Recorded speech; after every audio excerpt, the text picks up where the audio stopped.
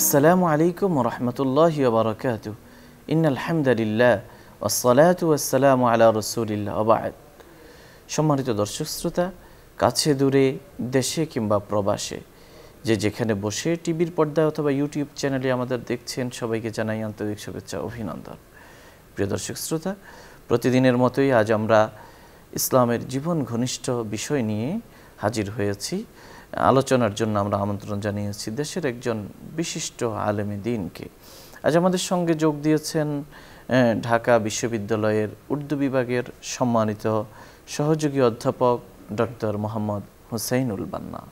আসসালামু আলাইকুম ওয়া রাহমাতুল্লাহি ওয়া বারাকাতুহু। ওয়া আলাইকুম আসসালাম ওয়া রাহমাতুল্লাহি ওয়া বারাকাতুহু। শাইখ কেমন আছেন? জি আলহামদুলিল্লাহ ভালো আছি। আপনি ভালো আছেন? আলহামদুলিল্লাহ।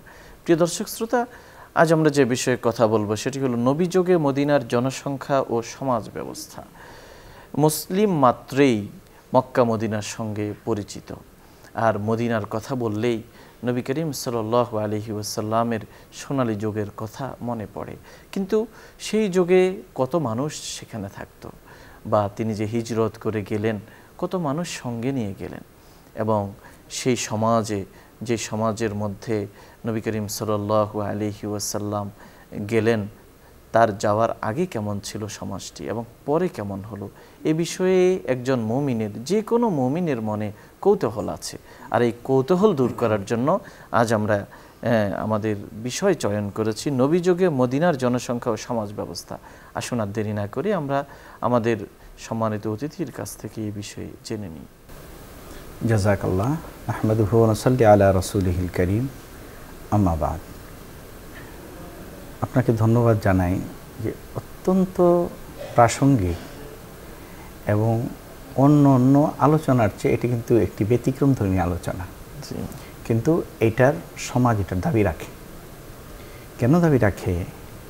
যে আজকে পৃথিবীতে মানব সম্পদ বলে আমরা একটা বলি আওড়াই খুব, যে মানুষের মাধ্যমেও যে আর যত বেশি নাগরিক, যেই দেশে যত বেশি নাগরিক সংখ্যা বেশি, এটাও তাদের জন্য কিন্তু একটা পজিটিভ দিক। আমরা চীনকে মনে করি যে বিশাল একটা পরাশক্তি, অবশ্যই পরাশক্তি, আমরা 5টা পরাশক্তি ধরলে একটা, তো পরাশক্তির পিছনে এটাও ভূমিকা পালন করে যে চীনের জনসংখ্যা বেশি। আমরা ভারতকে অনেক সময় বলি, কারণ কি, যে প্রায় 150 কোটি মানুষ এখানে, প্রত্যেক দিন যদি 1 টাকা করেও আর্ন করে, তাহলে 150 কোটি টাকা তারা আর্ন করে প্রত্যেক দিন। তো মানব সম্পদের প্রতি এটা তো এখন কোনো রাষ্ট্র বুঝতেছে, তারপরও আমরা বলি 2টির বেশি নয়, 1টি হলে ভালো হয়। কিন্তু ইসলাম মানব সম্পদের এবং মানুষের ক্রিয়েটিভিটি, মানুষের সৃষ্টিশীলতা, সৃজনশীলতা বাড়ানোর প্রতি গুরুত্ব দেন, এবং যত বেশি মানব তৈরি হবে তত বেশি মানুষের মধ্যে ক্রিয়েটিভিটি এবং সৃষ্টিশীলতা সৃষ্টি হবে, তত বেশি আবিষ্কার হবে। যে আল্লামা ইকবাল বলেছিলেন যে আল্লাহ, তোমার সৃষ্টির চেয়ে আমার সৃষ্টি সুন্দর। বলে তু খায়াবা আফরিদি, বলে তুমি মনে করলা যে পৃথিবীটাকে সুন্দর করবা, এই জন্য তুমি বাগান বানাইছো। তোমার বাগানগুলিকে আমি পৃথিবীতে জঙ্গল হিসাবে দেখি, আমার ভালো লাগে না। কারণ আমি বাগ আফরিদাম, আমি আমার ঘরের সামনে যে বাগানটা বানিয়েছি, সুন্দর সুন্দর ফুল ফুটে থাকে, গন্ধরাজ, গোলাপ, বেলি, চামেলি ফুল, এগুলি সুশোভিত করে আমার বাড়ির আঙ্গিনাকে। আমার কাছে তোমার বাগানের চেয়ে আমার বাগান সুন্দর লাগে। আবার বলেছেন তু সিফাল আফরিদি, তুমি পৃথিবীকে আলো দেওয়ার জন্য তুমি চাঁদ বানাইছো, আর কিছু নক্ষত্র তারা দিছো তুমি। আমি চেরাগ আফরিদাম, আমি লাইট বানাইছি, আমার ঘরটা একেবারে ঝলমল আলোতে ভরপুর হয়ে যায়। তো সুতরাং তোমার সৃষ্টির চেয়ে আমার সৃষ্টি অনেক সুন্দর, আমি চ্যালেঞ্জ দিলাম তোমাকে। এরপরে উনি বলছেন, কিন্তু আল্লাহ, তোমার কাছে আত্মসমর্পণ করতে হয় যে আমি যে তোমার সৃষ্টি, কুল্লা ইয়াউমিন হুয়া ফি শান। আল্লাহ সুবহানাহু ওয়া তাআলা প্রত্যেক দিন সৃষ্টি সুখের উল্লাসে মেতে ওঠেন, এটা আল্লাহর শান অনুযায়ী আল্লাহ মেতে ওঠেন। তো আল্লাহ সুবহানাহু ওয়া তাআলা প্রত্যেকটা মানুষকে, মানে মানুষ কেন আশরাফুল মাখলুকাত, সূর্য তো কত বড়, বৃহস্পতি, গ্রহ নক্ষত্র, এগুলো কত বড়, এরপরও আশরাফুল মাখলুকাত হয়নি। কেন আশরাফুল মাখলুকাত মানুষ? কারণ আল্লাহ যে খালিক, আল্লাহ যে স্রষ্টা, আল্লাহ যে সৃষ্টি করতে পারেন, এর একটা ছায়ারূপ মানুষের মধ্যে আছে। যে মানুষ যদি পৃথিবীর উপাদান থেকে এইভাবে আবিষ্কার করতে পারে, তো যে খালেক, তার সৃষ্টিত উপাদান ছাড়াই হয়। কেমনে হয়? আমি একটা সীমাবদ্ধ মানুষ হয়ে যদি এভাবে সৃষ্টি করতে পারি, তাহলে আল্লাহ কীভাবে সৃষ্টি করবেন? কিন্তু মানুষকে আল্লাহ সুবহানাহু ওয়া তাআলা এই যোগ্যতা যে দিয়েছেন, এটা অন্য কোনো প্রাণীকে দেন নেই, জিন্নাতকেও দেন নেই। জিনকে যদি আল্লাহ এই শক্তি দিতেন, তাহলে দেখা যেত যে মানুষকে ধ্বংস করে ফেলতো। তারা ইন্নাহু লাকুম আদুউম মুবিন, তারা তো আমাদের স্পষ্ট শত্রু। তো মানব সম্পদের প্রতি ইসলাম অত্যন্ত গুরুত্ব দেয় বেশি। আমরা এখন আসি যে তৎকালে রাসূল পাক সাল্লাল্লাহু আলাইহি ওয়াসাল্লামের যুগে পৃথিবীতেই মানুষ কম ছিল, আর মক্কা মদিনাতে যেহেতু দেখা যায় যে মানুষের বসতি স্থাপন হয় ওই জায়গায় যেই জায়গায় আপনার গাছ এবং পানি আছে, যেহেতু মরুভূমি অঞ্চল, এখানে এভাবে বসতি স্থাপন হইতো না। আমরা জানি যে আল্লাহ সুবহানাহু ওয়া তাআলা হযরত হাজরা আলাইহিস সালাতু ওয়াস সালামকে পাঠাইলেন। উনি বলতেছেন গায়রু যিজার আইনা ইনদা বাইতিকাল মুহাররম, কেমন জায়গায় পাঠাইছো আল্লাহ, পানিও নাই, কোনো গাছপালা তরুলতাও নাই। এরপরে যে আমরা দেখি যে অন্য অন্য গোত্রের লোকেরা যে ইয়াতে এসে মক্কায় এসে বসবাস স্থাপন করেছেন, এটা জমজমের কারণে আপনারা এইভাবে বসতি স্থাপন করেছেন। তো আমরা দেখতে পাই যে তৎকালে পৃথিবীতেই জনসংখ্যা কম ছিল, মক্কা মদিনাতেও জনসংখ্যা কম ছিল। তো মদিনার জনসংখ্যা কত ছিল বিভিন্ন রকমের ইখতিলাফ আছে, তবে সিরাতে ইবনে হিশামের মধ্যে যে বিষয়টি উল্লেখ করা হয়েছে সেটি হচ্ছে যে তখন রাসূল পাক সাল্লাল্লাহু আলাইহি ওয়াসাল্লামের জমানায় মদিনার মানে স্থানীয় লোক ছিল 10,000 বা এর চেয়ে একটু বেশি। এখানে মুহাজিররা কি করেছে? মুহাজিররা এসেছে, মুহাজিররা রাসূল পাক সাল্লাল্লাহু আলাইহি ওয়াসাল্লামের সাথে যারা হিজরত করেছেন তার মুহাজিরের সংখ্যা ছিল 80 জন। 80 জন পুরুষ, 35 জন নারী, আর 35 জন শিশু সন্তান। এরা রাসূল পাক সাল্লাল্লাহু আলাইহি ওয়াসাল্লামের হিজরতের আগে পরে ওনারা হিজরত করে মদিনাতে এসছে। এবং মদিনা সহ রাসূল পাক সাল্লাল্লাহু আলাইহি সাল্লামের জামানার আগে গোটা পৃথিবীতে তখন যে রাষ্ট্র পরিচালনা, আমি এটা বলবো না, যে পৃথিবী পরিচালনার একটা ছিল, এটা বংশভিত্তিক বা এলাকা ভিত্তিক। কয়েকটা গোত্র মিলে একটা রাষ্ট্র যে হবে, একটা সমাজ যে হবে, এই সমাজ ব্যবস্থার চিন্তাই কিন্তু পৃথিবীতে রাসূল পাক সাল্লাল্লাহু আলাইহি ওয়াসাল্লামের আগে কেউ দিতে পারে নাই। কেউ কেউ দাবি করেছে যে গ্রিক সাম্রাজ্য কিছু ছিল, কিন্তু ঐতিহাসিক হিস্ট্রি এটাকেও স্বীকার করেছেন। উনি বলেছেন যে না, এইটা রাসূল পাক সাল্লাল্লাহু আলাইহি ওয়াসাল্লামের মাধ্যমেই গোড়াপত্তন হয়েছে, যে বিশাল কয়েকটা গোত্র নিয়ে এবং বিশাল একটা এলাকা নিয়ে একটা রাষ্ট্র প্রতিষ্ঠার যে চিন্তাটা ছিল। তখন কারো কারো অবস্থা এরকম ছিল যে তারা পরাশক্তি ছিল। আমরা ইয়ার কথা, স্পেনের কথা চিন্তা করি, গ্রিকের কথা চিন্তা করি, তখন কিন্তু তারা পরাশক্তি ছিল। কিন্তু গোটা কয়েক গোত্র মিলে এরকম রাষ্ট্র, বিশাল বড় এলাকা তারা শাসন করেছে, এরকম ছিল না। তারা পরাশক্তি ছিল, তারা নিজেরা ডোমিনেট করত, এবং যে কোনো এলাকায় যেত সে এলাকার গোত্র প্রধান ছিল, তার কাছে যে লুট করে তারা চলে আসত। রাসূল পাক সাল্লাল্লাহু আলাইহি ওয়াসাল্লাম যে ন্যায়ানুক একটা ইনসাফ ভিত্তিক একটা সমাজ আমরা সভ্যতার ইতিহাসে রাসূল পাক সাল্লাল্লাহু আলাইহি ওয়াসাল্লামের যুগের আগে পাই না। এবং রাসূল পাক সাল্লাল্লাহু আলাইহি ওয়াসাল্লাম যখন মদিনাতে এসছেন, তখন মদিনাতে আসলে দুইটা গোত্র ছিল মদিনার স্থানীয়, একটা ছিল আউস আর একটা ছিল খাজরাজ। আউসের লোক সংখ্যা ছিল, পুরুষ ছিল 1100, নারী ছিল 1125 জন, আর শিশু ছিল 1000। আর খাজরাজের পুরুষ ছিল 600, নারী ছিল 600 কিছু বেশি, এবং শিশু ছিল 550 জন। অর্থাৎ আমরা ধরতে পারি যে সকলে মিলে আউস এবং খাজরাজ যারা মদিনার মূল অধিবাসী, তারা 2000-এর কাছাকাছি ছিল, এর বেশি এরা ছিল না।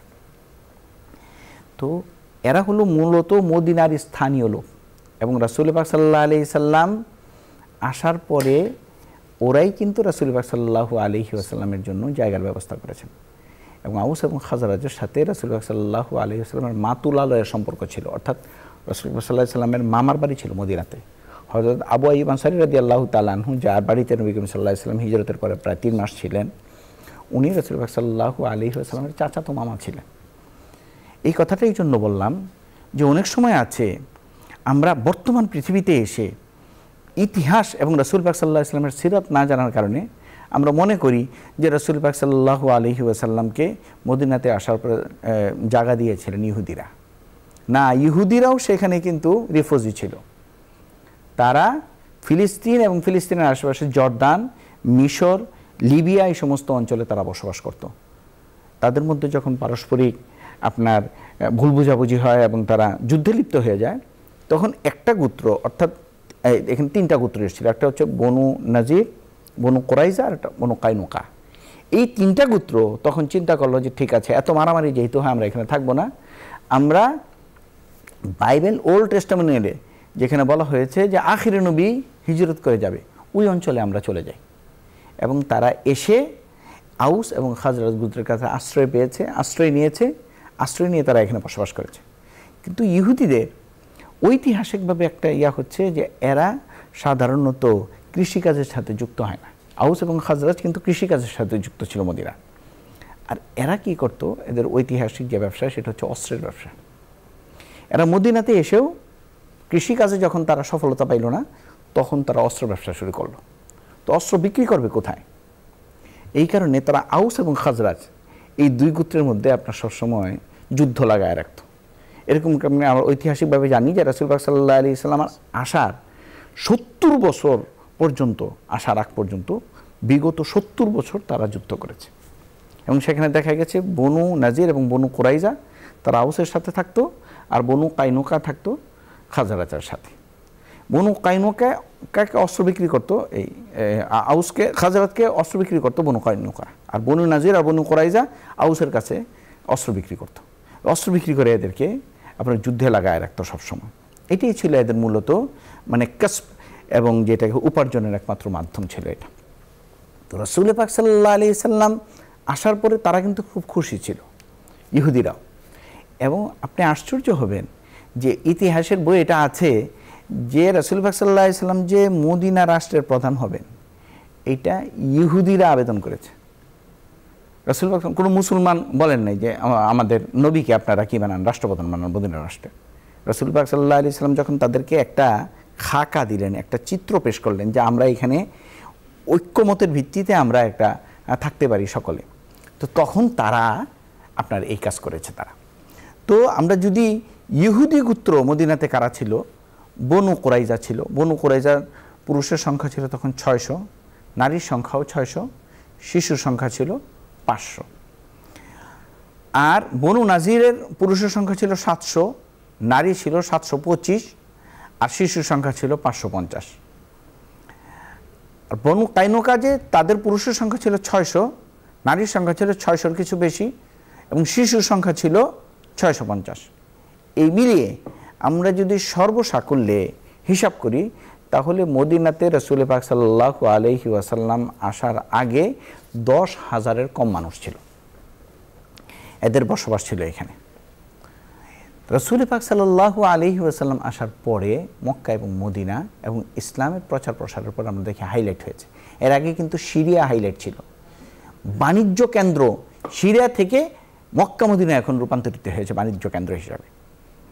তাই তখন মক্কা এবং মদিনাতে মানুষ যেভাবে ধর্মীয় কারণে আসতো, ধর্মীয় কারণে আসার পরে তারা ব্যবসা বাণিজ্য করেছে। এই হিসাবে আপনার আমরা দেখতে পাই যে তারিখ ইবনে আসাকিরের মধ্যে উল্লেখ করা হয়েছে যে রাসূল পাক সাল্লাল্লাহু আলাইহি সাল্লামের ওফাতের আগে পরে, অর্থাৎ 630 হিজরিতে, 571-এ তো রাসূল পাক সাল্লাল্লাহু আলাইহি সাল্লামের জন্ম, 630 হিজরির পর থেকেই আমরা মদিনাতে প্রায় 1 লক্ষ মানুষের আসা যাওয়া আমরা দেখতে পাই, কিন্তু মূল বসবাসকারী 10-15 হাজারের বেশি ছিল না।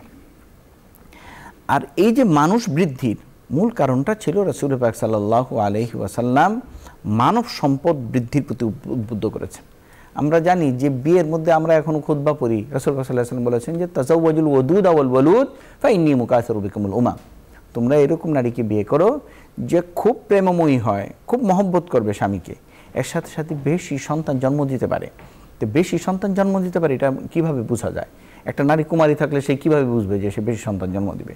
এটা হচ্ছে বংশ পরম্পরায় মা, নানি, এদের কতজন সন্তান হয়েছে। এই হিসাবে রাসূল পাক সাল্লাল্লাহু আলাইহি ওয়াসাল্লাম কিন্তু এই বিয়ের ক্ষেত্রে আমরা তো কেবলমাত্র অর্থের কথা চিন্তা করি, আর চিন্তা করি হচ্ছে রূপ।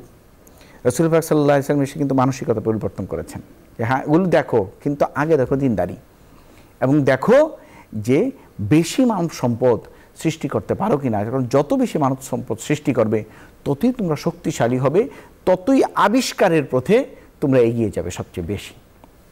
তো রাসূল পাক সাল্লাল্লাহু আলাইহি ওয়াসাল্লামের সময় মদিনার মূল মানুষ আমরা অধিবাসী ধরতে পারি 10 থেকে 15,000, ঊর্ধ্বে 20,000, আর মদিনায় আনাগোলা ছিল মানুষের প্রায় 1 লক্ষ। এটা একটা ব্যবসায়ী কেন্দ্রে রূপান্তরিত হয়েছিল কেবল রাসূল পাক সাল্লাল্লাহু আলাইহি ওয়াসাল্লামের ধর্মীয় এবং সমাজ নীতির কারণে। এখন সমাজ নীতিগুলো আসলে কী ছিল রাসূল পাক সাল্লাল্লাহু আলাইহি ওয়াসাল্লামের?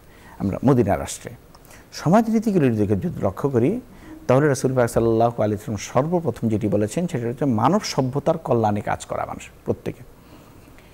এবং যখন মদিনা রাষ্ট্র কায়েম হয়েছে, আমরা জানি মদিনার সনদ এটি পৃথিবীর সর্বপ্রথম সংবিধান। এটি এর আগে কিন্তু লিখিত কোনো সংবিধান ছিল না রাষ্ট্র পরিচালনা। এখানে একটা বিষয় বলার দরকার, সেটা হচ্ছে যে আমাদের বর্তমানে আমরা রাষ্ট্র পরিচালনার কয়েকটা নীতি দেখতে পাই। একটা হচ্ছে যে রাষ্ট্র পরিচালনা কিভাবে হবে, তাহলে রাজনীতি মানে রাজার নীতি। রাজা যেইভাবে চাবে সেইভাবে কি হবে, রাষ্ট্র পরিচালনা হবে। ইসলাম এটার বৈধতা দেয় না, যে উনি যেভাবে চাবে, উনি হারাম চাইলে হারামই হয়ে যাবে, এটার ইসলাম বৈধতা দেয় না। 2 নম্বরে রাজনীতি মানে হচ্ছে রাজনৈতিকদের নীতি, যে আমরা কয়েকজন মিলে 300 জন বা 500 জন আমরা সংসদ সদস্য হইলাম, আমরা সবাই মিলে যদি সিদ্ধান্ত নিই যে আজকে থেকে মদ হালাল, তাহলে হালাল হয়ে যাবে, মদ হারাম তো আছেই, শুকর হালাল তাহলে হালাল হয়ে যাবে।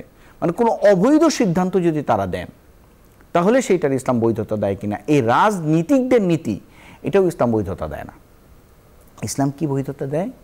রাজনীতি মানে হচ্ছে রাষ্ট্র পরিচালনার নীতি, অর্থাৎ আমি রাষ্ট্রকে পরিচালনা করব আমার মানুষের রায়ের চেয়ে। মানুষ তো রায় দিবেনই, কিন্তু সেই ক্ষেত্রে আমার মাপকাঠি হচ্ছে কোরআন এবং সুন্নাহ। কোরআন এবং সুন্নাহর আলোকে যদি তার কথাটি বৈধ হয়, শুদ্ধ হয়, শুদ্ধাচার হয়, তাহলে সেটি আমরা মানব, না হলে আমরা মানবই না। তো এই ক্ষেত্রে বর্তমান রাজনৈতিক চিন্তার সাথে কিন্তু ইসলামের দূরত্ব রয়েছে। কারণ বর্তমান রাজনৈতিক চিন্তায় কোনো মাপকাঠি নেই, বেরিমিটার নাই, যে আমরা একটা সিদ্ধান্ত নিলাম এটা শুদ্ধ না অশুদ্ধ, এটাকে আমরা কীভাবে মাপবো, বলে আমরা মনে করেছি এটা শুদ্ধ তাই এটা শুদ্ধ। এইটাকে ইসলাম বলে না। ইসলাম বলে তোমার এটা শুদ্ধ না অশুদ্ধ, এটা বিচারের জন্য কোরআন এবং সুন্নাহ আছে, সেই স্ট্রাকচারে তুমি ফালাও, ফেলে দেখো তোমার এই কথাটা শুদ্ধ না অশুদ্ধ। এখন মানব সভ্যতার কল্যাণে কাজ রাসূল পাক সাল্লাল্লাহু আলাইহি ওয়াসাল্লাম কীভাবে করলেন, যে কোরআনে কারীমে সূরাত রাদে আমরা দেখি যে আল্লাহ সুবহানাহু ওয়া তাআলা বলছেন আম্মা মা ইয়ানফাউন নাস ফায়ামকুসু ফিল আরদ, মানুষের জন্য যা উপকার। কোরআন যে কত উদার আপনি চিন্তা করেন। এখানে অন্য যে কোনো লোক যখন রাষ্ট্র কায়েম হয়ে যায়, তাদের ক্ষমতা আছে, তখন অধিকাংশ নাগরিক যেটা সপক্ষে, সেই হিসাবে আয়াত নাজিল করার দরকার ছিল আম্মা মা ইয়ানফাউল মুসলিম ফায়ামকুসু ফিল আরদ, মুসলমানদের জন্য যা উপকার সেটা কিন্তু পৃথিবীতে থাকবে। কিন্তু ইসলাম তো মুসলমানের চেয়ে আরও উদার, কারণ যতক্ষণ পর্যন্ত মানুষের কল্যাণে মানুষ কাজ না করবে, ততক্ষণ পর্যন্ত আসলে মানুষ ইসলাম গ্রহণ করবে না। এই শ্রেষ্ঠ নীতিটাকে কোরআনে আল্লাহ সুবহানাহু ওয়া তাআলা বললেন যে আমার আচরণ, আমার আখলাক দেখে একজন মানুষ মুসলমান হবে। মুসলমান তুমি যদি আল্লাহর বান্দা হয়ে থাকো, তাহলে কারো ক্ষতি করতে পারবে না তুমি।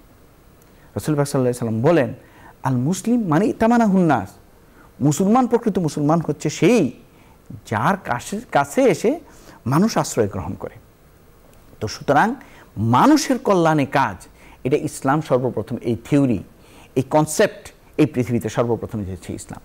এর আগে জাতিগত ছিল, বিদ্বেষ ছিল, আমার জাতির কি, আমরা কিভাবে উন্নতি করব, এই জাতির একটা ছিল। ইসলাম এর থেকে উপরে উঠে বলল যে না, পুরা মানব কল্যাণ তোমার কাজ করতে হবে। এই কারণে দেখা যায় যে একজন মুসলমানের কেবলমাত্র তার রাষ্ট্রে অন্যায় হচ্ছে বলছে, অন্যায় দমন করতে পারছে তাই তার দায়িত্ব শেষ, এরকম না। পৃথিবীর আনাচে কানাচে যেখানেই অন্যায় হবে সেখানে একজন মুসলমান হিসাবে কিন্তু তার ছুটে যেতে হবে এবং অন্যায়ের প্রতিবাদ করতে হবে যেইভাবে সম্ভব, ইসলামে যে মুখের দ্বারা হোক, হাতের দ্বারা হোক বা অস্ত্রের মাধ্যমে হোক, যেইভাবেই হোক। দ্বিতীয় বিষয়টি হচ্ছে ন্যায় এবং ইনসাফের ভিত্তিতে রাষ্ট্র কায়েম, সমাজ পরিচালনা।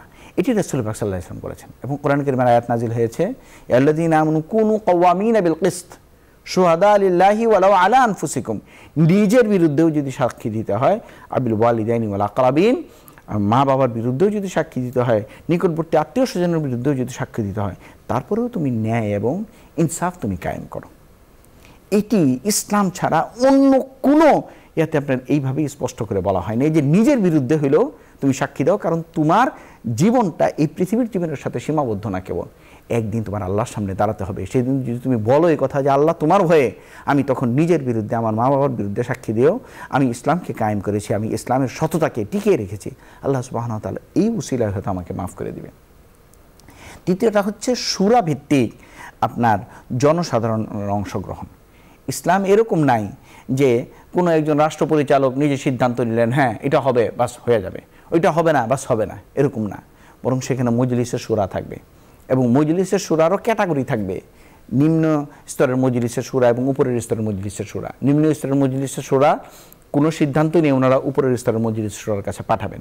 ওনারা তখন নেতার উপস্থিতিতে সিদ্ধান্ত নেবেন যে আমরা এই কাজটা করতে চাই, কোরআন হাদিসের এই সমর্থন আমাদের সামনে আছে বলে আমরা এই কাজটা করতে চাই। এই মজলিসের শুরার ভিত্তিতে যখন একটা রাষ্ট্র পরিচালনা, একটা সমাজ যখন পরিচালনা হয়, সেই সমাজটা হয় শ্রেষ্ঠ সমাজ।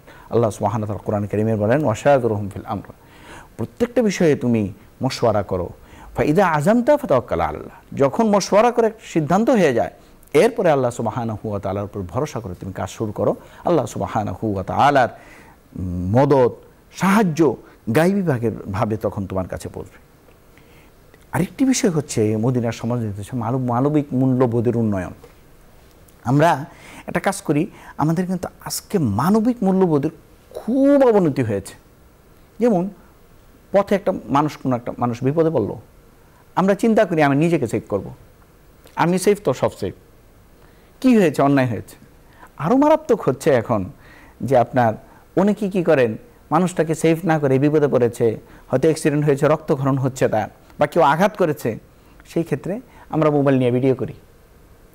এই মানবিক যে আমাদের অধঃপতন, এর থেকে রাসূল পাক সাল্লাল্লাহু আলাইহি ওয়াসাল্লাম মানুষকে উন্নয়ন করেছেন যে অন্যায়ভাবে কাউকে আঘাত করো না, কাউকে না, একটা পশু পাখিকেও না। একদিন রাসূল পাক সাল্লাল্লাহু আলাইহি ওয়াসাল্লামের সাথে এক সাহাবী যাচ্ছিলেন, পথ দিয়ে হাঁটছিলেন, উনি একটা গাছের পাতা ছিঁড়ে ফেললেন। রাসূল সাল্লাল্লাহু আলাইহি ওয়াসাল্লাম বললেন, কেন ছিঁড়েছ? রাসূল এমনি ছিঁড়েছে। রাসূল বললেন, এই পাতাটা কাল কিয়ামতের ময়দানে তোমার বিরুদ্ধে সাক্ষী দিয়ে দাঁড়ায় যাবে যে আল্লাহ আমাকে কষ্ট দিচ্ছে। তার কল্যাণের জন্য হলে ঠিক আছে, তার কাজের জন্য হলে ঠিক আছে, তো অহেতুক সে কেন আমাকে এইভাবে কষ্ট দিল? কুল্লুন কাদ আলিমা সালাতাহু ওয়া তাসবিহা, প্রত্যেকটা বস্তু কিন্তু তার তাসবিহ এবং তার সালাত, তারও একটা নামাজ আছে, সেটা পড়ছে, কিন্তু তুমি বুঝতেছো না। আল্লাহু আলিমুম বিমা ইয়াসনাউন, তারা কি কাজ করতেছে আল্লাহ সুবহানাহু ওয়া তাআলা জানেন।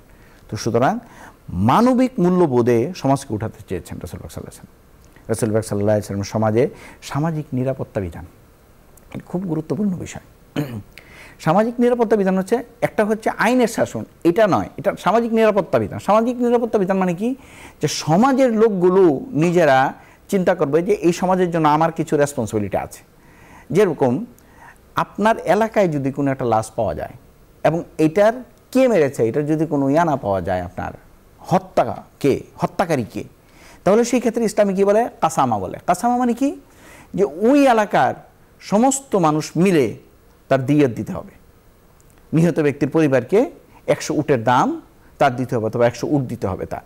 কেন? যে তোমার এলাকায় এরকম একটা অন্যায় ঘটেছে, তোমরা কোথায় ছিলা? তোমরা বসেছিলা কেন? আকাররাল কাসামাতা আলা মা কানাত আলাইহি ফিল জাহিলিয়া। তো সুতরাং রাসূল পাক সাল্লাল্লাহু আলাইহি ওয়াসাল্লাম সামাজিক নিরাপত্তার বিষয়টি। এখন যদি আমার এলাকায় কোনো অন্যায় হয় আর ইসলামী রাষ্ট্র যদি থাকতো, আমি চিন্তা করতাম, আরে আমার তো দিয়ত দিতে হবে, এই অন্যায়কে আমি কি করি? ঠেকাই, না হলে আমিও বিপদে পড়ে যাব। এই যে সকলের অংশগ্রহণে একটা ন্যায়ানুগ সমাজ করা, সেটি কিন্তু এখন আর হচ্ছে না, কেবল ইসলামের আদর্শ থেকে দূরে থাকার কারণে। তৌহিদে আদর্শে সমাজ গঠন, এটা ইসলামের একটা গুরুত্বপূর্ণ বিষয়। সমাজ বিনির্মাণে কন্যা সন্তান, সুদ, হত্যা, মিথ্যা চুক্তি, আপনার পরকীয়া ইত্যাদিকে নির্মূল একমাত্রই ইসলাম করেন বিভিন্ন রকমের প্রক্রিয়া এবং অবলম্বন করার মাধ্যমে। আমরা দেখি দাস প্রথা, এটার ইসলামের হুকুমের সাথে কোনো সম্পর্ক নাই। যে স্ত্রীর সাথে জিহার হয়েছে, স্ত্রীকে মায়ের সাথে তুলনা করা হয়েছে যে আমি যদি তোমার সাথে, তুমি আমার মা হয়ে গেছো, তোমার সাথে যদি আমি সংসার আর জীবনে করবো না, এই জিহারের সাথে গোলাম আজাদের তো কোনো সম্পর্ক নাই। কিন্তু ইসলামের প্রত্যেকটা হুকুমের মধ্যে আমরা দেখি মানুষের স্বাধীনতাকে ইসলাম চায়। আজকে তো অনেক পশ্চিমারা বলেন যে ইসলাম এসে মানুষকে পরাধীন করতে চায়, আমরা নারীদেরকে পরাধীন করতে চাই। সম্পূর্ণ মিথ্যা কথা এগুলো। ইসলাম দাস প্রথার সংস্কারের মাধ্যমে মানুষের স্বাধীনতাকে চেয়েছে। নারী অধিকার প্রতিষ্ঠায় ইসলাম, রাসূল পাক সাল্লাল্লাহু আলাইহি ওয়াসাল্লাম বলেন যে নারী তোমার মা, তোমার বোন, নারী তোমার স্ত্রী, তোমার সন্তান। এই যে এইভাবে নারীকে আপনার অধিকার প্রতিষ্ঠা করেছেন। সম্পদ এবং উত্তরাধিকার ইসলামের আগে ছিল না, এগুলো নিশ্চয়তা করেছেন ইসলাম। অর্থনৈতিকভাবে পরিবর্তন, মানসিকতার পরিবর্তন, সামাজিক উন্নয়ন আমি কীভাবে করবো, আমি নিজে খালি একমাত্র পুঁজিবাদী হয়ে আমি খুব বড় লোক হয়ে যাবো, কিন্তু আমাদের আশেপাশের সমাজের সমস্ত মানুষ গরিব থাকবে, এটা তো হইতে পারে না। এই কারণে সদকার প্রচলন করেছেন, ঔষুরের প্রচলন করেছেন, খেরাজের প্রচলন করেছেন, জাকাতের প্রচলন করেছেন ইসলাম। এইভাবে অর্থনৈতিক পরিবর্তন এবং মনন মানসিকতার পরিবর্তনের মাধ্যমে ইসলাম আপনার সমাজের মধ্যে সমাজ প্রতিষ্ঠা করেছেন, নাগরিক অধিকার প্রতিষ্ঠা করেছেন ইসলাম।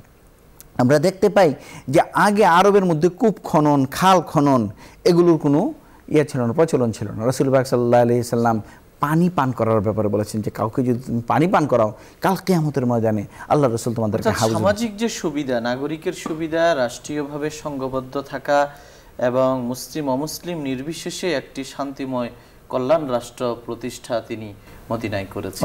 শুকরিয়া। প্রিয় দর্শক শ্রোতা, আলোচনার এই পর্যায়ে আমরা সংক্ষিপ্ত মুনাজাতে অংশগ্রহণ করব।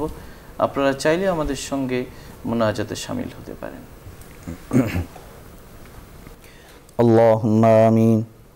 আল্লাহুম্মা সাল্লি আলা সাইয়্যিদিনা মাওলানা وشفيعنا وحبيبنا على محمد النبي الأمي وعلى آله وسلم تسليما. ربنا آتنا في الدنيا حسنة وفي الآخرة حسنة وقنا عذاب النار. اللهم يا ربنا يا سيدنا يا غاية رغبتنا لا تشفي وجوهنا في النار. اللهم أنت ربي لا إله إلا أنت يا حنان يا منان يا بديع السماوات والأرض يا ذا الجلال والإكرام. ربنا ظلمنا أنفسنا وإن لم تغفر لنا وترحمنا لنكونن من الخاسرين. رب ارحمهما كما ربياني صغيرا. رب ارحمهما كما ربياني صغيرا. رب ارحمهما كما ربياني صغيرا. ربنا هب لنا من أزواجنا وذرياتنا قرة أعين واجعلنا للمتقين إماما. ربنا اصرف عنا عذاب جهنم إن عذابها كان غراما. يا أول الأولين يا آخر الآخرين يا رب الضعفاء يا راحم المساكين يا غياث المستغيثين يا رحيم يا كريم يا رحيم يا كريم يا رحيم يا كريم. ওগো মালিক, মাহবুব, তুমি মেহেরবানি করে আমাদের এই আলোচনাকে তুমি কবুল ও মঞ্জুর করে নাও। মাহবুব, তুমি মেহেরবানি করে এর মধ্যে যদি কোনো ত্রুটি বিচ্যুতি হয়ে থাকে, মাহবুব তুমি দয়া করে মায়া করে আমাদের সকলকে মাফ করে দাও মালিক। মাহবুদের সোয়াবাদ আলাইহিস সালাতু সালাম থেকে শুরু করে সমস্ত নবীদের রূহে পৌঁছায় দাও। বিশেষ করে রাসূল পাক সাল্লাল্লাহু আলাইহি সাল্লামের রওজা আতহারের সওয়াব পৌঁছায় দাও। সাহাবা, তাবিঈন, তাবিঈন, আইম্মা, মুজতাহিদিন, মাশায়েখ, ফুকাহা, সুলাহা, ওলি আল্লাহ, গাউস, কুতুব যারা এখন আর এই দুনিয়াতে নিয়ে সকলের রূহের সওয়াব পৌঁছায় দাও। বিশেষ করে আমাদের মৃত আত্মীয় স্বজন মালিক, আমরা জানি না তারা কী অবস্থায় আছে। ও মাহবুব, তুমি মেহেরবানি করে আমাদের নেক আমলের উসিলায় তাদের প্রত্যেকের কবরকে তুমি জান্নাতুল ফেরদৌসের টুকরা বানায় দাও। মাহবুব, বিশেষ করে বসুন্ধরার চেয়ারম্যান সাহেবের আত্মীয় স্বজন যারা ইন্তেকাল করেছেন, মাহবুব তাদের সকলকে তুমি মাফ করে দাও। মাহবুব মালিক, যারা জীবিত আছে মাহবুব তুমি তাদেরকে পূর্ণ সুস্থতার সাথে তুমি রাখো, তুমি তাদেরকে নিরাপত্তার সাথে রাখো। চেয়ারম্যান সাহেবের তুমি হায়াতে তৈয়বা দান করো, ইসলামের আরও বেশি খেদমত করার তুমি তৌফিক দান করো। মালিক, তার ব্যবসা বাণিজ্যের মধ্যে তুমি উত্তর উন্নতি দান করো। সমস্ত রকমের রুকাওয়াট থেকে ব্যবসা বাণিজ্যকে হেফাজত করো, সমস্ত রকমের বালা মুসিবত থেকে হেফাজত করো। মাহবুব, তুমি মেহেরবানি করে পৃথিবীর সমস্ত মুসলমানদেরকে তুমি হেফাজত করো, বিশেষ করে ফিলিস্তিনের মুসলমানদেরকে মালিক তুমি মেহেরবানি করে হেফাজত করো। মাহবুব, যারা এইভাবে অত্যাচার করতেছে ইহুদিরা, মালিক তুমি মেহেরবানি করে এদের হেদায়েত দিয়াই দাও মালিক। আর যদি এদের হেদায়েত কপালে না থাকে তাহলে তুমি আবু জাহেল, আবু লাহাব, ফেরাউন, নমরুদকে যেভাবে ধ্বংস করছো মাহবুদ, তুমি এদেরকে এভাবে কইরা দাও মালিক। মাহবুদ তুমি মেহেরবানি করে, তুমি দয়া করে, মায়া করে তুমি এদেরকে হেফাজত করোই। এরা তো কেবল অত্যাচারিত হইতেছে এই কারণে মাহবুদ যে তোমার পিয়ারে হাবিব রাসূল পাক সাল্লাল্লাহু আলাইহি ওয়াসাল্লামের উম্মত এরা। এই কথা এরা মুখে খালি দাবি করতেছে মালিক, নামের মধ্যে এদের মুসলমান আছে মাহবুদ, এই জন্য এদেরকে এইভাবে অত্যাচার করা হইতেছে মালিক। তোমার পিয়ারে হাবিব রওজায়ে আতহারে শুনলে কষ্ট পাবে মালিক, তুমি মেহেরবানি করে ফিলিস্তিনের মুসলমানদেরকে হেফাজত করো, চীনের উইগরের মুসলমানদেরকে হেফাজত করো, ভারতের মুসলমানদেরকে হেফাজত করো, সমস্ত মুসলমানদেরকে হেফাজত করো। আমাদের মধ্যে যারা অসুস্থ আছে তুমি সকলকে শিফায়ে কামিলা আজেলা দান করো মাহবুদ। যারা পর্দার এই টেলিভিশনে যারা হাত তুলেছে মাহবুদ, তাদের প্রত্যেকের নেক আশাগুলিকে তুমি কবুল ও মঞ্জুর করে নাও। আল্লাহুম্মা আহসিন আকিবাতানা ফিল উমুরি কুল্লিহা ওয়া আজিরনা মিন খিজি দুনিয়া ওয়া আযাবিল আখিরাহ ওয়া সাল্লাল্লাহু তাআলা আলা খাইরি খালকি সাইয়্যিদিনা মুহাম্মাদ ওয়া আলা আলিহি ওয়া সাহবিহি আজমাইন। আমিন আমিন আমিন বিরহমাতিকা ইয়া আরহামার রাহিমিন। প্রিয় দর্শক শ্রোতা, এতক্ষণ ধরে অত্যন্ত ধৈর্য সহকারে আপনারা শুনছিলেন আপনাদের প্রিয় অনুষ্ঠান আলোকিত প্রতিদিন। পুরো সময় আমাদের সঙ্গে থাকার জন্য ধন্যবাদ। মা আলাইনা ইল্লাল বালাগ। আসসালামু আলাইকুম ওয়া রাহমাতুল্লাহি ওয়া বারাকাতুহু।